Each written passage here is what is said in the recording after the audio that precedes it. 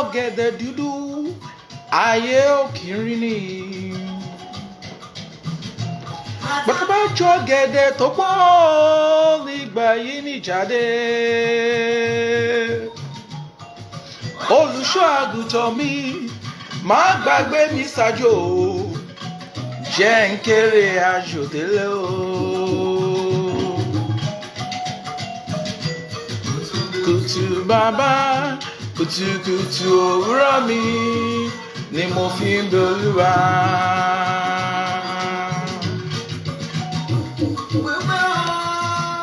Pé kórí mi má ṣe gbà bọ̀dé. Ọlọ́mi á dára àwọn tí ń pa kádàrádà kó má lè rí mi gbéṣe. Kálẹ̀ sọ mí jòwúrọ̀ mi o.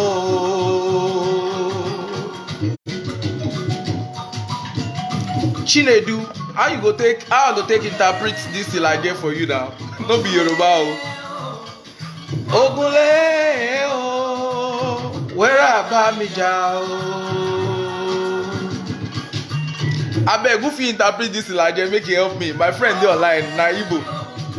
Ogunle o, Ogunle o, wẹ́rẹ́ bá mi jà.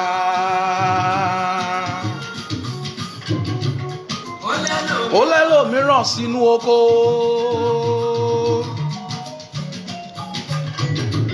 Ó lẹ́lò mìíràn ó gbé sájò. Ogunle o, wẹ́rẹ́ bá mi jà. Thank you, bro. Ọ̀pọ̀ ará Samaria lógúnlé lọ Jericho. Ọ̀pọ̀ ará Bethlehem lógúnlé lọ sí Íjíbítì o. Ogunlé o, wẹ́rẹ́ bá mi jà.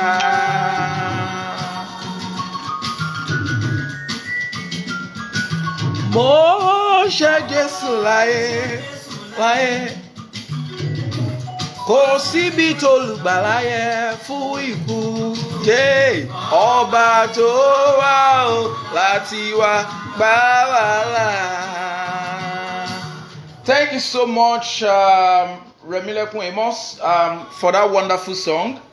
So today, hello everyone. Thank you very much for coming online. I know I have my brothers online and my friends, everyone online, and of course some of my sisters are also going to be joining me online. Chinedex Nwanko, thank you so very much. I feel you so much. I love Elijah's song so much, but you know, I can't really interpret it because it's more difficult. Like, it's not like the typical Yoruba. So today I want to talk about immigration. I want to talk about immigration, the challenges that people face from migrating from one country to the other. And I think it's very important that we discuss this because it's one of the major problems that affect a lot of people. I've seen a lot of people who are very much concerned and for immigration, and they really want to consider relocating from their particular position, from their current place or country to another country. And it's been a very big challenge because sometimes, you know, when you don't have the accurate information, you are going to be in between, in the limbo, and most times people make money out of your head because of the information that you do not have. Okay, so thank you very much, Evelyn, coming online. I thank you, Shegun Glorious. Thank you very much, Maoga Admin. So yes, I actually defined immigration in the context of my introduction, and I was trying to say that it is, of course, there's an international law that encourage or that also supports that people have a right to migrate from one country to the other as a result of many reasons. Some of the reasons could be political reasons. You could actually migrate because of political reasons. You can migrate if you are a member of a particular political organizations, and the other political organizations or the government in power is pursuing you, or kind of if you are a threat or the existence of the government is a threat to your existence or to your life, you have a right to either seek political asylum anywhere you want to go to, any country. Let me create an instance. When there was an apartheid regime in South Africa, for instance, a lot of the ANC members who are activists, who are also calling for the end to the apartheid regime, flew their country because they were being targeted, they were being arrested, they were being detained. Example of them is the former president of South Africa, Nelson Mandela. He was being detained, he was being persecuted, and as a result, a lot of his allies had to flee out of South Africa. A lot of them took refuge in neighboring countries like Zimbabwe, like Nigeria, like Liberia, even the United States, in UK. So the international treaty also encourage and make a provisions that allow people to migrate because of these reasons. You can actually migrate if you are a professional, because every country in the world is looking for skilled laborers, migrant workers who can help to support their country. Like if you are a doctor, you're a nurse, you are a lawyer that study international law, civic law, or any other profession that is in high demand in that particular country. Like for instance, in Qatar, there was a time Qatar for like about 20 years back till the present 2020 that I'm talking about, Qatar was actually looking for skilled laborers and unskilled laborers, including, of course, they were looking for high skilled laborers, bricklayers, engineers, civic engineer, construction engineers. They were looking for, because they were building cities. They made a lot of money from oil. And because of the oil bomb, they actually want to expand their country, increase their country. So there was high demand of skilled workers in Qatar. There was high demand for skilled workers in other countries like United Arab Emirates, for instance, and the way companies were sourcing for skilled labor. So people can actually migrate from one country to the other, irrespective of the reason. You can also migrate for the sake of business. If you want to go establish a business, of course, in Nigeria, for instance, we have a lot of Chinese who are migrating from China to Nigeria, and a lot of them are in Nigeria. In fact, a lot of them are in Africa. You go to Ghana, go to Zimbabwe, Lesotho, Botswana, South Africa, go to Uganda, Rwanda, Mozambique, go to all the West African, Senegal, Mali, Niger, Togo, Benin Republic, all of these countries, you see Chinese people migrating. One of the reasons is because China, for instance, they are very constructive and they are very objective in their policy or in their position paper or in their bilateral agreement they have with the country. So most times when they want to give a grant or a loan to a particular country, for instance, they want to give a loan to the Nigerian government to establish railway from Lagos to Kaduna or from Lagos to Katsina, for instance, they are going to put in that terms that it is our company, a Chinese company, who is going to construct this project from the beginning to the end, who is going to maintain this project for a particular period of time, who is going to do skill transfer or capacity training in this for this period. And because most time what we look at is the money. We don't care about the employment opportunities. We don't care about the impact of this project on our country or on the country that is giving us the loan. So we just let them come with the money and all of that. So they use that opportunity to migrate all of their own citizens into Nigeria, and they start working in the railway construction, providing these services to the country. And with that, a Chinese man have a right to migrate to Nigeria if he or she get an employment offer from that particular construction company for the specific period of the project. So the same thing applies to you as a Nigerian or any other person. You are a Ghanaian, a Liberian, or somebody from any other country in the world. You can migrate from one country to the other to search for that particular reason. So, but lately there have been a lot of reasons why people are migrating, especially from Nigeria. Let me talk about insecurity, for instance. Insecurity is a major problem. People can migrate. If there's high level of insecurity, you can actually migrate from your country to another country. People from Haiti, for instance, have been given a lot of opportunity to take refuge in the United States for some couple of years when they had a earthquake that affected Haiti, and because of that, it was easy for people from that particular country to come to United States or go to any other country, Canada, UK, and they get refugee status and also have eventually change their status and become a permanent resident in those countries. So the same thing applied to Liberia during the war.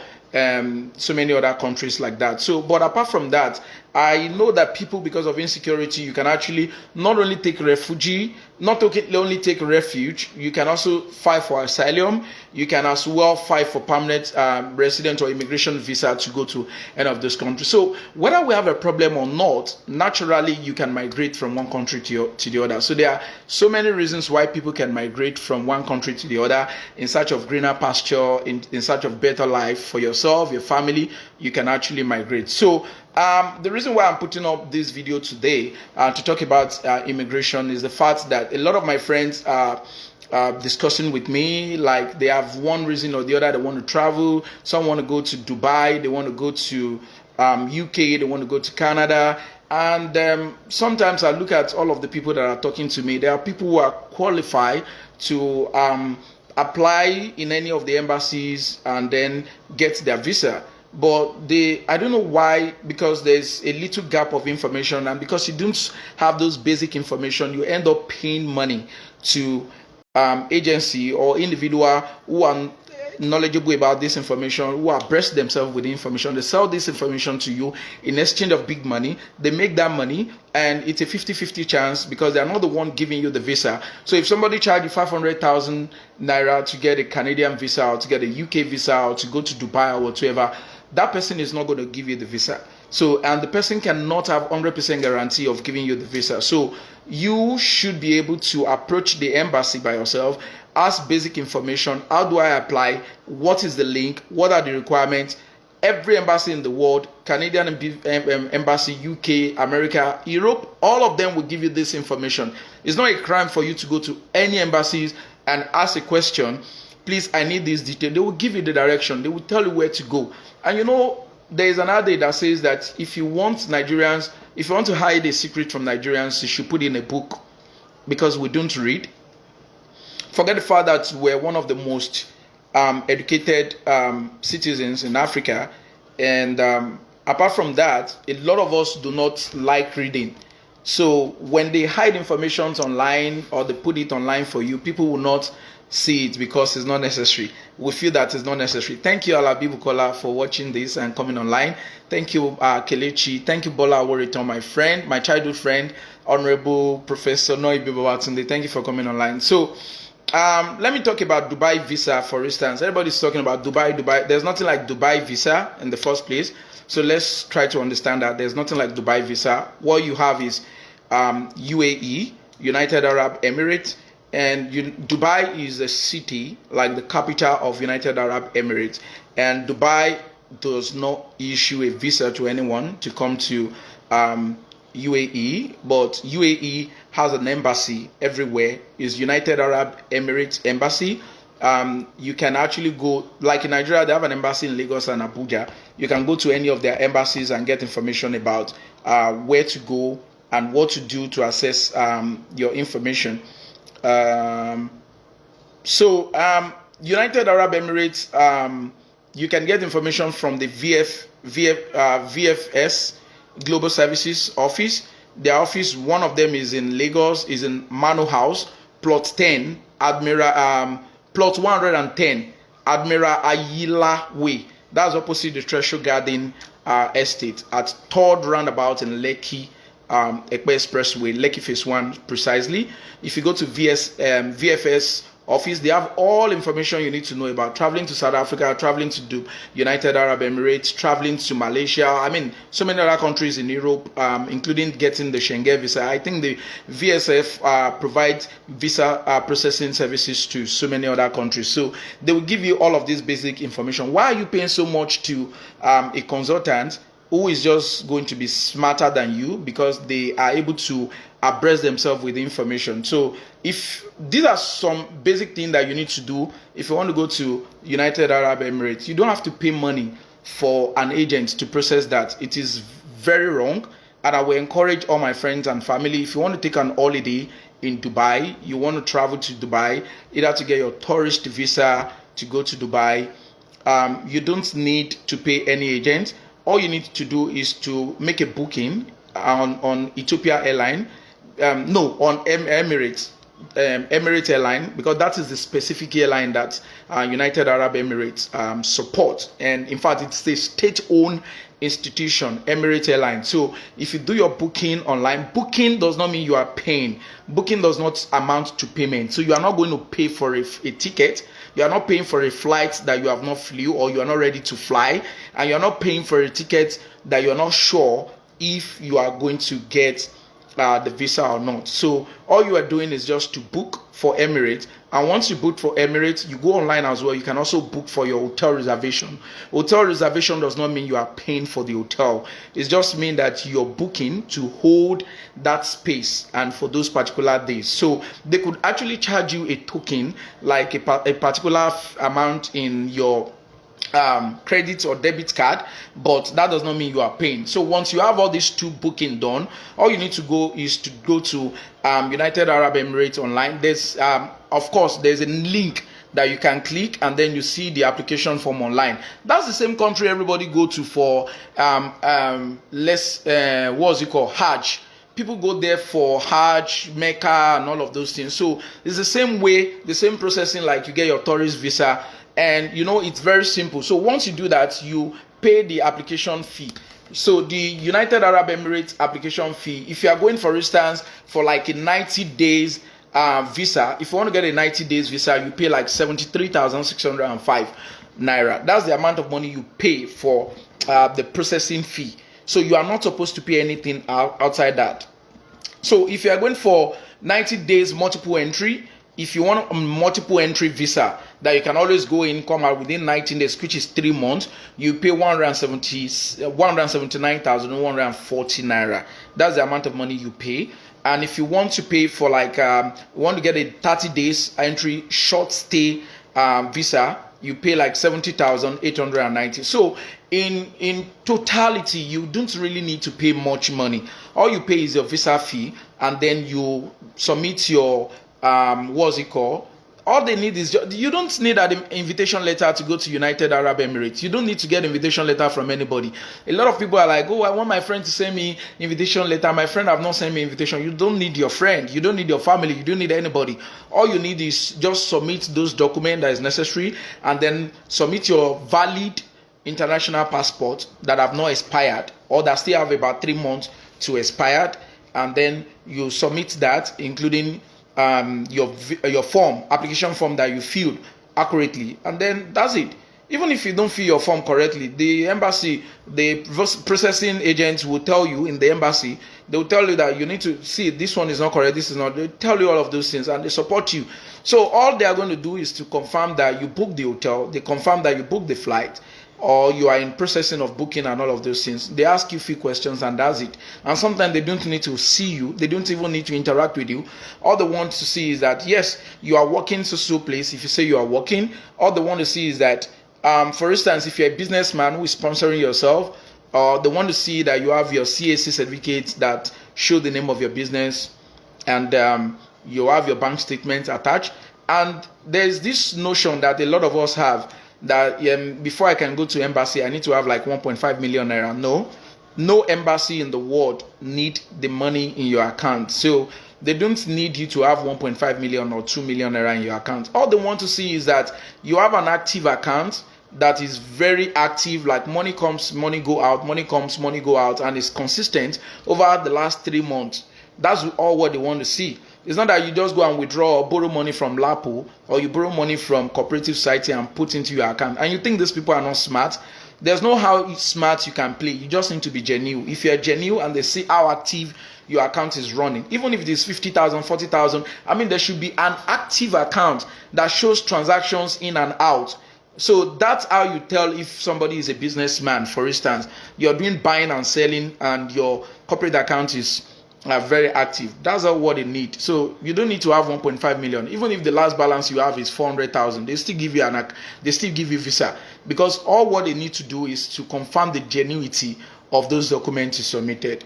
And it's a 50-50 chance, but I think Dubai, United Arab Emirates, for instance, because they have built an empire that is based on tourism, and they've been able to diversify their source of income from oil revenue, to see that they build the tourist destination of the world, where everybody around the world will be longing to come and visit. So definitely the government is very friendly to tourists. They want people to come and spend the money, because that's the way they make more income. Right now, United Arab Emirates is making more money from tourists than what they are making from oil. So that's why they can decide to play any game they want to play with OPEC. They can decide to crash the oil price. They can decide to sell lesser at any rate. They can play games with any country they want to play with in the world, because right now they are making so much money from tourists. They are making so much money from oil. They have other mineral resources that also have been identified lately, and of course also from investment, from buying and selling of properties, real estate investment. Dubai is like United Arab Emirates generally is like #1 destination in the world. So the return on investment for anybody who invests money in United Arab Emirates is like very huge. For that reason, they have no reason to deny you visa, and United Arab Emirates gives like up to 85% success rate of visa to people who are qualified to get it. So in fact, it's even close to 90%. So there is no need to reject, except if your documentation is incomplete. These are some of the reasons why they can deny you visa, or if you are giving them a forged document. So some of the reasons why people get denied or they are not having those documentation is because the forged document, there's inconsistency in their record, like a birth certificate is different from your passport, the name or the spelling and all of those errors. So you need to take note of all of that. So some of the rules and conditions for you to travel to United Arab Emirates is that your visa fee needs to be paid upon application, and then you need to have additional visa fee. For example, if you want to get like work visa, or you want to go for study, so they have different kind of visa. There's 48 hours visa. If you want them to attend to you in less than 48 hours, which is like 2 days, you want them to they call it express. You want to get a visa in less than 2 days, you pay $10 extra fee for that service to be provided. It's like VIP, and then if you want 96 hours, which is like 4 days from arrival date, you pay all of those. So there's a little fee that could be charged to all of those things. So what you need to have is your colored copy of your applicant's passport. You need to have your passport photograph. You need to have your copy of your Emirates ticket, the original application form that have been filled, and then you submit all of that. Those application form is available both in English and in Arabic language. You can also download it online. So why pay so much money to an agent? The travel agents are more like an agbero or transport workers who stay on the bus stop calling passengers into the bus. A lot of them don't know the destination, but they can describe how the destination is going to be. Like if you're in Ojota, for instance, and you want to go to Abuja, you see a lot of agbero calling, Jabi Airport Road, Kuba. And then you approach these agbero and say, Kuba, this is where I want to go to Pape. They will say, pay, enter. The driver will take you, if you don't go for the express. They have a perfect description of how Abuja looks like, but a lot of them have never had the opportunity to be in Abuja. That's the same way all of these travel agents, some of them have not traveled anywhere, but they are highly skilled in describing how your destination is going to be. So you pay them because they have sweet mouth, you are in trouble. And if your documents are genuine, and then they just help you in arranging all of those things, and that's it. And you get it. Lucky for them because they make more money, and you become the marketing agency that will advertise their product. Okay. So now let's talk quickly about migrating or to Canada. For instance, if you want to go to Canada, of course, going to Canada is also very simple. There's a lot of different kind of visas that you can apply for. You have this immigrant visa if you want to migrate. Immigrant visa is also available for Nigerians who want to migrate to either the UK, to Europe, or to United States of America. And the processing period it varies. It's even usually longer than the normal tourist visa called B1, B2 for US, for instance, or UK tourist visa and all of that. So there's a long process for individuals who want to migrate. And some of the reasons why those long processes happen is that they need to do a background check on you. Remember, in Nigeria, we have a very short database system. They can't go to any police to say, I need information about Shegun Glorious. The police don't have any record, especially when you have not been arrested. Even if you've been arrested, there's no fingerprint, there's no thumbprinting, there's no database that can link. And if it doesn't have any information, maybe you've not gone to register for voter's card or national ID card, there may be little or no information that even the Nigerian Customs Service can provide to these embassies. So they engage their own personal consultants that work with them to conduct those background check. They are using mostly, especially now, your social media information, and they start making investigation about where you work, what you do, the kind of person you are. They need to know all of those things before they can give you the immigrant visa. An immigrant visa means that you are migrating, so you are going to be in the process of becoming a green card holder, for instance, in the United States, and meaning that you're a permanent resident in that country. So that's why the processing for that is long, and people don't know that they have a right. Every Nigerian have a right to apply for immigrant visa. You can apply along with your family, and you don't need to pay so much money. You don't need to pay money for the agents to do this. Just apply, go to the embassy, any of those embassies, approach them, talk to someone. They are going to give you the link, and then you get information. You have internet access. You can Google all of this information. You can go to the website of either Canadian Embassy, UK, United States, or any other country, and then you get the right information that you need. Process those information, digest those information, familiarize yourself with them, and then start building up your document. Start building up your documentation for those movements. So you can travel anywhere, you can migrate anywhere if you want, and then just be patient, because when they conclude their investigation and they see that you are a genuine person who is handworking, for instance, if you are a fashion designer and you have also indicated that you're a fashion designer, and they've gone to verify and see that you're actually a fashion designer, they will definitely be able to consider if they want you to come over. And now let me tell you that there's every country in the world are in need of immigrants who can add value to their country, especially in area of labor.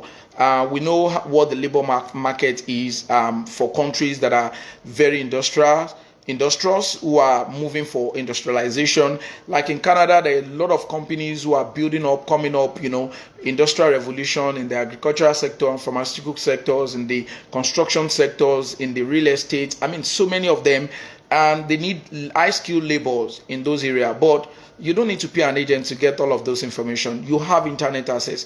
And so most of the times, what a lot of us do with our internet platform is to go and look at Brother Shaggy and start laughing and burning your data without doing something very important. If you spend all of your data watching all of those people on Instagram, all super celebrities, and you're laughing, you're dancing, and you still have a plan to migrate or leave, you end up paying money to those agents who spend their time in searching for those information. So I think it's very important that people prioritize their need. Whatever you think is your need, you prioritize it. I have a friend who works in the government agency, and he wants to travel out of the country, and he's still wanting to pay a travel agent so much money. When you're working with the government, you have a valid employment letter. You can get your letter of annual leave from your admin, showing the government letterheaded paper, the government agency, and all of those things. And you have your confirmation letter, you have your bank statement, you have your pay slip. Those are the valid documents that people need to get and submit to the embassy. Those are the basic thing.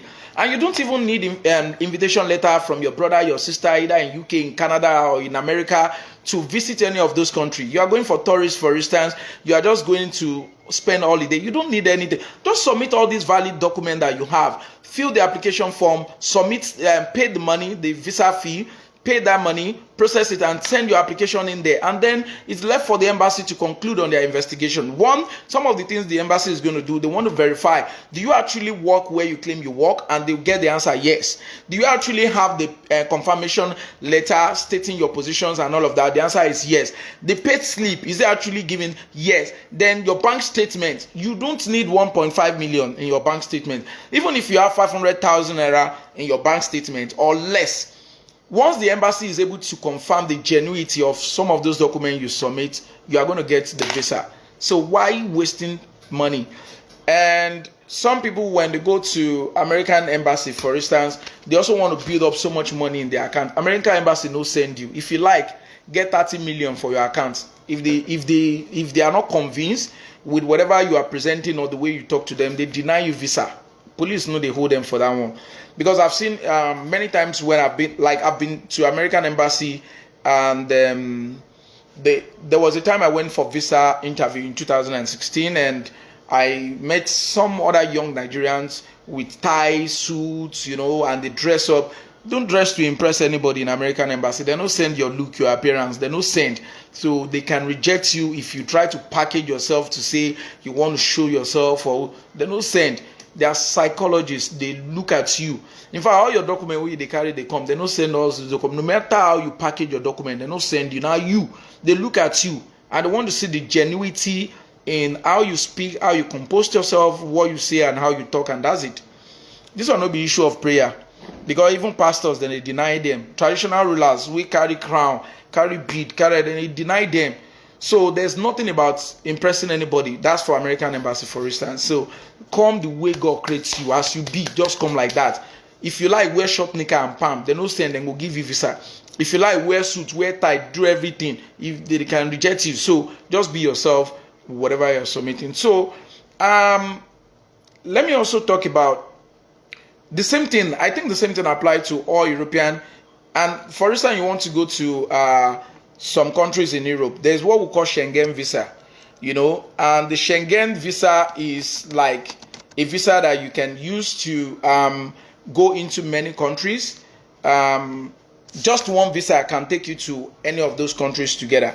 So part of the Schengen countries include Austria, Belgium, Denmark, Estonia, Finland, France, Germany, Greece, Hungary, and so many other countries like that. About 25 of them are part of the Schengen countries. So if you want to get the visa, if you get just one visa to Germany, for instance, that visa is also valid for you to either have a stopover or travel or move around those other countries that are part of the Schengen countries. So Schengen visas can also be, it's one of the cheapest visa you can get. So, but I'm doing this video because I don't want people to start spending money because they don't have information.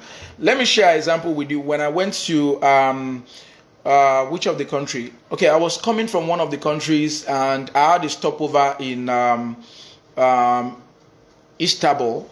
So I met one Nigerian dude, and the guy was coming from United Arab Emirates, Dubai precisely, and we were chatting. He's an Igbo guy. So this guy told me, he was looking so tattered. He's been delayed in the airport for like 3 days. They refused him boarding back to Nigeria. And the guy was so, and I was like, as an activist now, anywhere I go, my activist not be only HIV matter. I be activist everywhere, civic issues, or they put head, they shook head. So at the embassy, at the airport, I was like, what is happening? One is a Nigerian, is an African, is a black man, and for instance that is 3 days being delayed. Why? For what reason? Even if his passport is expired, there's no country in the world that has a right to stop you from traveling back to your country. Okay, so there's no law, no international law prevent those countries from sending you or making you going back to your own country because your visa your passport expires. So I don't know why they delay him, and because he doesn't know much of his left or right, or he doesn't understand the international tourist law that backs travelers, and he doesn't know some of those things. So he was just shaking. They were asking him for money. He needs to bribe those people. He doesn't have money. I said, why will you pay? You don't need to pay anybody. Why? For what reason? So we get talking, and I went around with him to the immigration officers, and we're able to sort some of those things for him to get back home. Honestly, my dear, while this guy was waiting for his flight, and I was also waiting for my flight to reconnect, and this guy told me that he learned electrical engineer, and then when he graduated, he started working, fixing wires in estate and all that. Then he made a lot of money. Then he started buying shops. He had 2 shops in Alaba International where he sells electrical equipment, electrical wires, fixing, some of those things that they use for interior fixing and wiring and all of that. So those are the things he was selling, and he was supplying estate companies that were building new estates and all of those things. He was making good money. Then he now saw his brother, maybe his cousin, online on Facebook, on Instagram, with nice pictures with his friend. They were posting. They would go in the front of one beautiful thing and post on the street. And then, he was looking at those things and they looked so good. So this guy now said that his brother friend talked to him that he should come over to Dubai and he's going to make money. Hey, thank you very much, Alabi Bukolas. I love that. Thank you so much. This is an eye-opener for... Yeah, it's an eye-opener. I think it's very important we're talking about this. Obadeleke Samson, thank you so much, Baba. So, yes.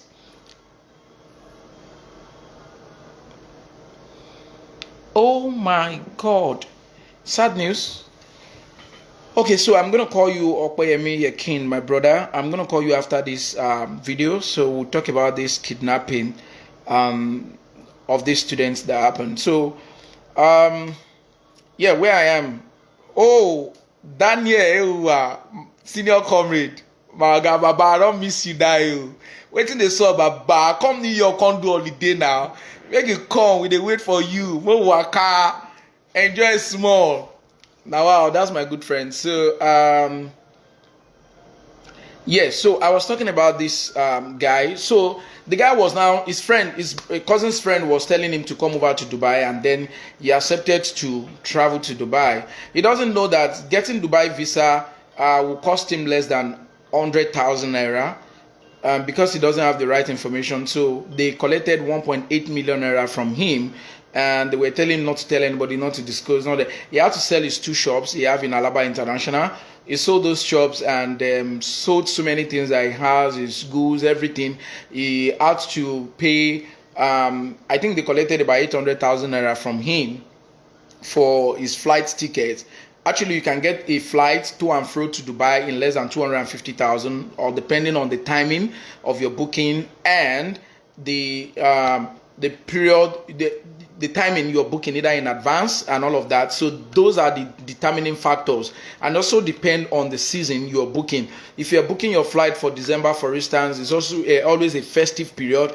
The flight prices is always on the high side, and if you are booking, so it depends on either Ramadan. So many factors are the determinants of the price you pay for your flight ticket. But flight ticket depends on those factors. Thank you very much, Baba Benjamin Oshofa. I appreciate you, Baba. Pastor Awiti, respect for you, sir. So that's my oga. Anishe you ile agbára. Elenu. Eleowo elenu ede moyo. Eja yi ori yin ko de kan yo. Baba agbalagba. E ma gbàdúrà fún wa.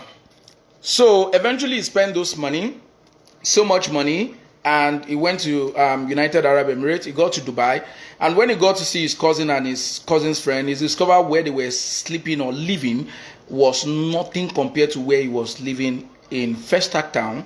And they were living like in the shambles, like in a hideout. They didn't even have documents, no work authorization. They don't have any.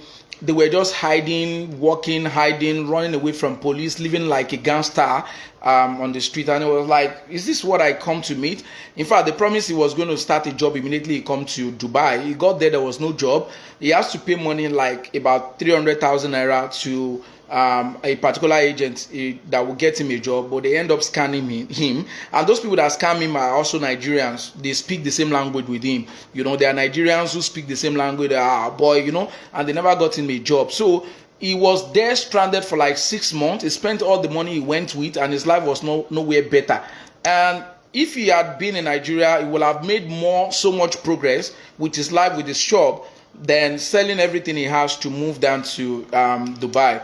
So after like 6 months, he was talking to his father and he was feeling depressed every time. And then he couldn't appear on Facebook. He couldn't share any of his pictures. He couldn't snap pictures. Everything was like fake life. and his brothers was like, yeah, let's go to the street, let's stand. They stand beside a car, a big car, and they'll snap pictures. And he was like, no, I'm not going to do this because it's not my car. Why would I stand beside the car and take pictures? So eventually his father talked to him and said, boy, come back home. Come back home, there's going to be better future, better opportunities. So that was how he made up his mind. And his 3-month visa expired, and for him to go back home, they were now holding him to ransom with a lot of issues and all that. So but eventually he came back to Nigeria, and then he had to pick his life again and start from the beginning. So if you're considering migrating to any country in the world, you should ask questions about what are you going to do, what is your plan, are you building your career, are you searching for job opportunities, do you have the job already confirmed, are you migrating with your family, are you considering leaving them behind, are they joining you after? There are so many things to put into consideration. There's one of my friends who is online here watching me, and he came to visit early this year, like January or February. And then I was even comparing him, talking to him like, my brother, why not stay back, stay in this country, the opportunity. Was like, stay where? So I should stay here and be watching plates or doing security. I can't do any of those jobs. I'm a big boy in my country. I'm a consultant. You know, I have all this. You know, Nigeria now, we get mouth. And of course, the guy is also very good, intellectually gifted. He's a comrade, a professional. He's an educational consultant. So I respect his decision. I respect everything he wants to do. And because he was coming here not on immigrant visa. What he had is a B1, B2, like a tourist visa. He just came to visit, and he felt like, no, I'm not going to stay. And he had to go back. So this is how people plan for themselves and their family, because he has his wife and his daughter back in Nigeria, and they never made a plan of staying back, so he doesn't want to.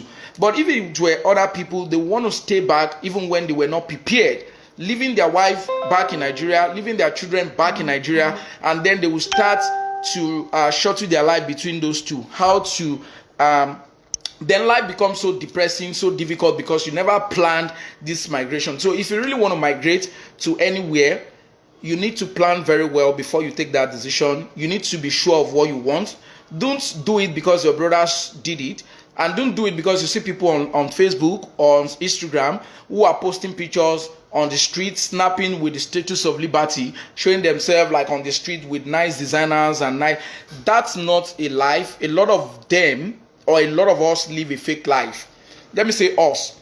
So a lot of us, so many people, if you see them on Instagram or Facebook, they won't even show you their house because it's not a place where they can show online, but they will snap pictures on the street using somebody's car, standing in the status of, all those things are not a good one, and don't be deceived by any of those things. If you are very hardworking, you prepare yourself, you focus on your company or your productivity or whatever you are good at doing, you can actually be better off. There was a younger sister of my friend who is a designer still, and she lives in Port Harcourt. And then during the COVID-19 period in the lockdown, this lady opened a big house in Port Harcourt, bought a land, constructed a house, like 6 2-bedroom apartments. And this young girl is very single, less than 30 years old, and she's making money from where? Being a fashion designer, she goes to Ivory Coast, Dubai, to go buy fabrics. And then she goes to Dubai sometimes, buy fabrics, and then when she come back to Port Harcourt, she has connections to sew fabrics in the creative designs to all the wives of commissioners, politicians, governors, ministers, all those politicians and classic business people in Port Harcourt. So when she buy a fabric for like 5,000 naira, she complete the design and sell it for like 30,000 naira, and she's making so much money. So those are how she's been able to make her money. And see, myself and our elder brother, we dey America here, we still dey struggle. We never buy land for Nigeria. So that's to tell you that no matter anything you are doing, and no matter anywhere you are, be focused on what you are doing and give it your best productivity, your best energy, and praying as well according to your faith. God is going to bless your hustle, and you are definitely going to make it. So traveling to any country is not the best. I've seen worst case scenario from people who travel to who want to go to Europe by sea. People who travel by sea, or they go through Libya it's not the best decision. Please never you do such thing, because it is more expensive for you to travel by road than flying by air. People don't know that. So when you do the right thing, you go to the embassy, you get your visa, it is cheaper.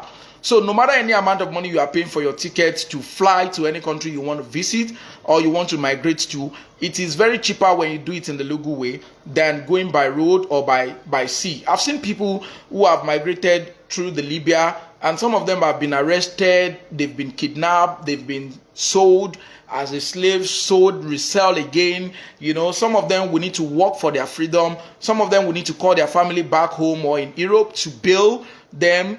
They continue those journeys. Some people die in the Mediterranean Sea. Some never get to Europe.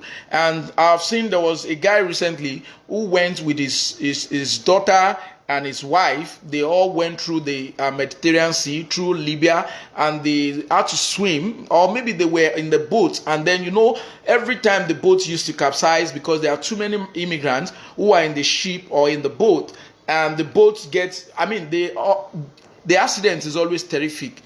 And so this guy eventually arrived. I don't think he got there, but he was saved or rescued along the way by European ship, vessels that rescue immigrants. And then his wife died in the sea, and his daughter died in the sea. So he never got there with his family. So I don't know. These are some of the things that, if I would tell you, the cost of losing your wife, the cost of losing your child to the Red Sea or the Mediterranean Sea is much expensive than paying the right fee, working so hard to migrate your family and flying by air to any country you want to migrate to. So in as far as people have right to come to Nigeria if they want to live in Nigeria, there's always an immigration process and the visa is available. Anybody out of Nigeria who want to come live in Nigeria. The same thing applies to Nigerians who want to live anywhere in the world, migrate to anywhere in the world, or visit any country in the world, or go for holiday or study or anything. You can actually do it. So why not do it in the proper way rather than paying so much money?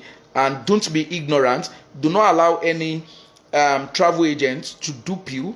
Of course, a lot of them are doing their honest legal business, and they are getting paid for the information they are passing to you, which you pretend not to know or you don't have time to search for. So stop wasting your time on Facebook and Instagram listening or dancing to Brother Shaggy.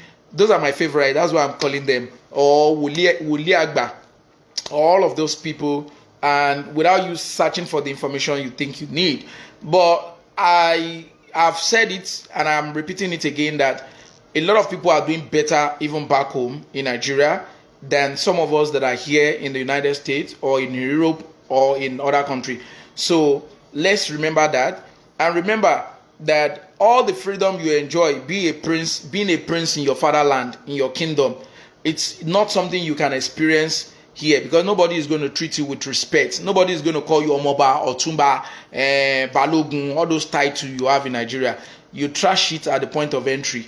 And then I've seen, so I think the privilege of living in a dignified environment, dignified life in Nigeria or in your country, it's more than what you can use money to buy. Because no matter how rich you are, you cannot buy all of this entitlement. They don't even care about it in other countries. So you should think about that, and let us be focused with whatever you're doing. And I think I want to end this video, but I appreciate everybody that is coming online, everybody that joined me. I thank you all. If you want to say one or two things, you can come in. I can invite you. Let's contribute. Let's do this discussion together. If you want to talk, if you're online, you want to talk, you can wave me. I'm going to invite you. So let's have your experience about migrating. So migration is also very difficult or challenging, especially for families who are living. You need to consider the access to education for your children. You need to consider what the environment is going to be to those children, how they are going to adapt into those new environments, and how they are going to be treated by their host community or the citizens of those countries where you are migrating to. The same thing applied to a lot of us who migrated from Lagos to Port Harcourt, from Port Harcourt to Abuja. You know, you are facing uncertainty. You are facing so many things that you cannot predict is going to happen. How people are going to treat you. You know, I've lived like in the north. All of my working experience, I've been to all the states in Nigeria especially all the states in Nigeria apart from Zamfara. That's the only state I've never been to in Nigeria. Zamfara is the only state I've not been to. But I will tell you about there's always difference between the culture, the tradition, the norms, the religious belief, or the rights that all of those people or peculiar people have. So the way an Ekiti man will treat you is different from the way you are going to be treated when you get to Ogun State. And it's also different from the way you'll be treated in Borno. It will be different from how you'll be treated in Katsina or you'll be treated in Taraba. In fact, all of them have their unique acceptance or unique culture or tradition. If you go to Benue, for instance, as a guest or a visitor, Benue people welcome you with basket of fruit. These are their culture. This is what they do, and they keep giving you pound and yam morning, afternoon, and night. Except if you say no, they will give you all of those things. And Ekiti people also have a way of being receptive to guests. And so, when you are migrating from one country to the other, you should consider that there's going to be a lot of difference. You accepting or adapting into your new culture, the new food environment, what these people are eating. So all of those things are important things to put into consideration. And I know some of my friends that really want to go out of the country, but please search for information. When you have the right information, you can actually travel anywhere you want to go to. You have a right to travel. Thank you very much, sir. Olusho Michael Akindoyin. That's my shepherd in Lagos. Thank you very much, sir. I miss you too, sir. And I learned LME was at Orioke to Sokale Leni, and then another will lead to Losorioke. Man, that's so wonderful. Really appreciate that. And thank you, my friend who is boxing me. And thank you, everyone. I miss everyone back home. I'm going to be with you guys very soon. COVID-19 is a big disaster to all of us, but definitely next year we're going to celebrate together. But I want to tell all my friends, all my Celestial friends who are going to Imeko December 2020, please, if you are going to Imeko 2020, ensure that you have enough face mask for yourself. Even if it's surgical mask, you can buy and keep for yourself and your family. Ensure that you have your hand sanitizers, because in Imeko, it's not only a pilgrimage for Celestians who are Nigerians, it is a pilgrimage annually that happens for all Celestians all over the world. People are going to come from Canada, from US, who has the highest number of COVID-19 cases in the world. People are going to come from all over the countries in the world with COVID-19. Even if Nigerians do not believe COVID-19 exists, or you are not believing in COVID-19, a lot of people who are Celestians will come from all the countries that have COVID-19 as well. And the way our border is porous, I don't know if people are going to be made to observe those quarantine process, and there's not going to be any limitation from foreigners accessing the motherland in Imeko. So the Imeko land is going to be open to people. So please protect yourself, ensure that you keep social distance, keep yourself far away from other people, and respect social distance, and then wash your hand always if you can. If you cannot, have your hand sanitizers with you, and always put on your face mask to protect yourself. You are telling me I finally barb my hair. I try to because I want to, but I'm not barbing my hair because you want me to. I did because I like to. So you guys should just leave me alone. When I have my beers, everything full. Some people are saying, "Oh, I like it." Look at all the comments on those pictures I posted. People are saying, "I like it, I like it." And then some people will come and say, "Barb your hair." You barb your hair, finish. Some people are saying, "I don't even know." Or anything that. Sir, I've not been calling you, sir. You've not been calling. I will call you right away, sir. Olusho, I am so sorry for not calling. I am sorry. Apologies, sir. Or America, it's something like we don't have the freedom that we have in Nigeria. In Nigeria, you can be on your desk working and you have your phone. You use your phone anytime you want. Here, it is not like that. The employers of labor want to get 90% of your concentration, and they want to get 100% of your time for a particular time you are dedicating to work, and they are paying you. So we don't always use phones except by weekends. Like this, if you are off duty, you can actually have access to your phone. So, sir, I'm going to call you. And Uche Onwa, thank you so very much for coming online.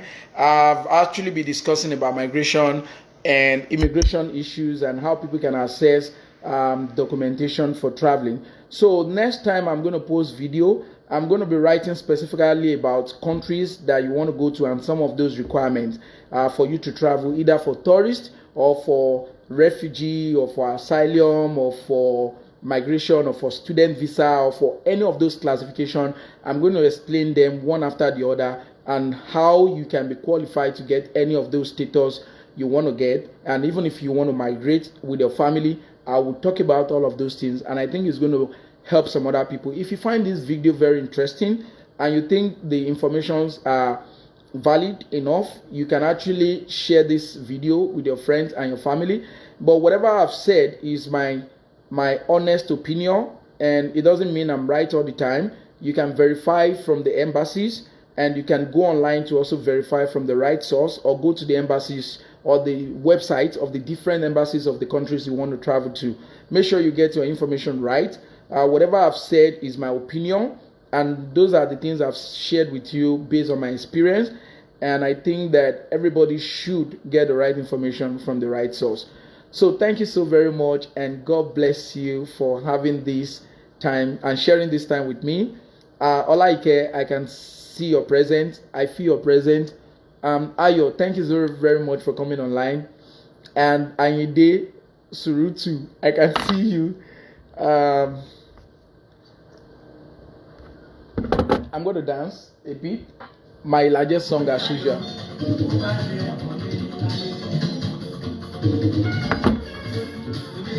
Ladale aye, gba ire kó mama gba ibi. Ladale aye, ye kan lè gba ire kó mama gba ibi mọ́. Rántí Síónì o, mo rántí Joseph o nígbàdí, ó gba ire ó lè gba ibi mọ́.